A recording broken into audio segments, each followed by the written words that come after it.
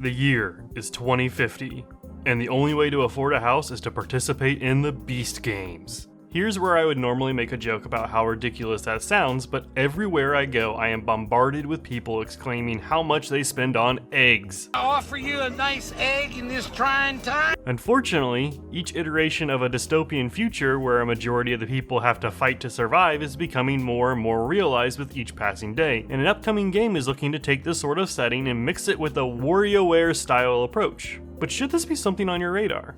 Stay tuned to find out.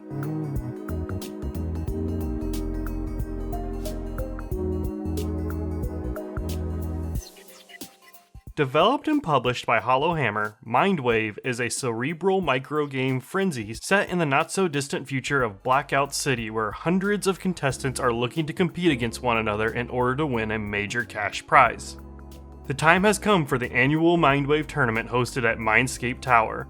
Each floor sees you face off against the mind of an opponent, which has been scanned and interpreted into mini-games that need to be won if you wish to proceed. However, the more you play the game, the more it affects your mind. These are shown to you through gimmicks, which are things that can obscure your vision or flip your screen during these mini-games. Every opponent you will face has their own variety of games and accompanying music to immerse you into what makes them, them. But lurking underneath everything is a more sinister tone that sneaks up on you as you play it more and more. I think everyone who frequents my channel knows that I'm all about that existential dread, but while MINDWAVE showcased a grim look at a potential future, I didn't get that dread feeling until my second attempt at the demo. My first run was just standard with me going through and trying to absorb all the story given to me, and when given the opportunity to meet other competitors, I sort of wanted to take my real life approach and never make eye contact with people and hope they forget I exist.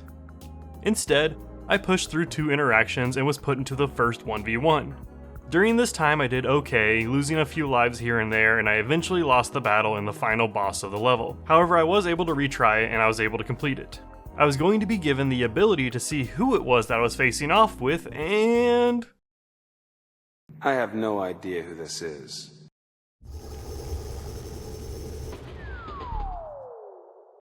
And that's it. Demo over.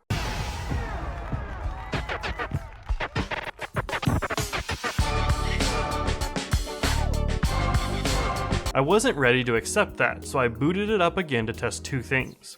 I wanted to know who that was, and I wanted to know if it was random on who I went up against.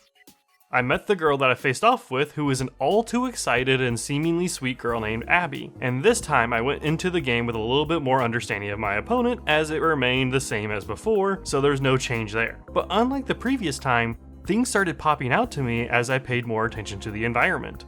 I understood that I was connected to another's mind, but the degree to which that is the case didn't really sink in until my second attempt at the demo. This random girl who had been staring back at me and that I dispatched with relative ease on my first play, all of a sudden became a character that I knew. I saw the interactions with her friend that they are so close with, the same friend that Abby had compared the protagonist to. I knew what motivated Abby, and it made that ultimate goodbye one that felt a little more emotional.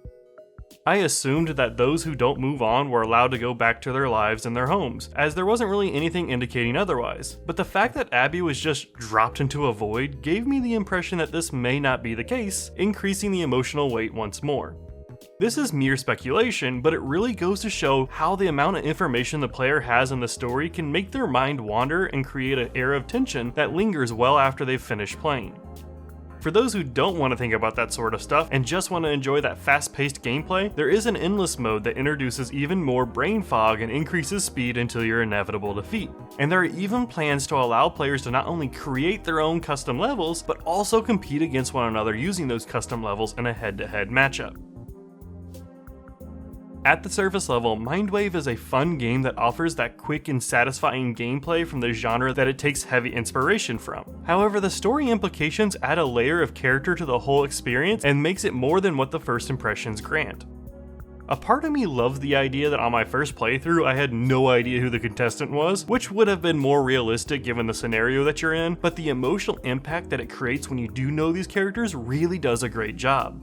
I normally don't prefer to cover these games this far from release, as it's currently slated to release in September, but there is a live Kickstarter for the game that will have a little over a week left in funding once this video goes up, and I felt like it was a good idea to promote what I think might be a surprise hit of the year. Some things I'm probably just going to gloss over are the fact that the art is all over the place, but it really feels natural within the world that you've been thrust into, and the soundtrack is easily the best aspect of the game, with each song making me bob along to it.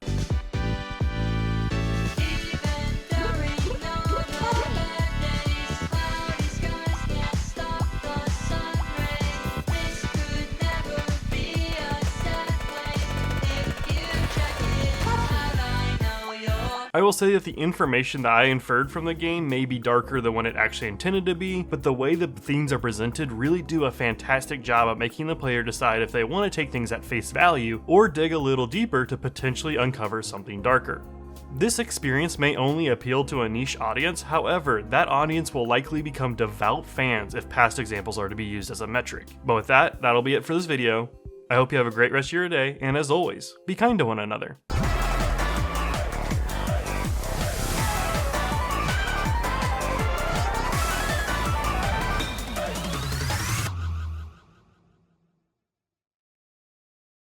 Shoutouts go to Relativity, Naughty Dog is King, Chaos, and Kamikalo, alongside all those subbed to the channel. I hope you're getting geared up for some long-form content, because soon I'll be releasing a deep dive on a game that I had to suffer through, so I hope you'll stick around for that, but either way, I will see you soon.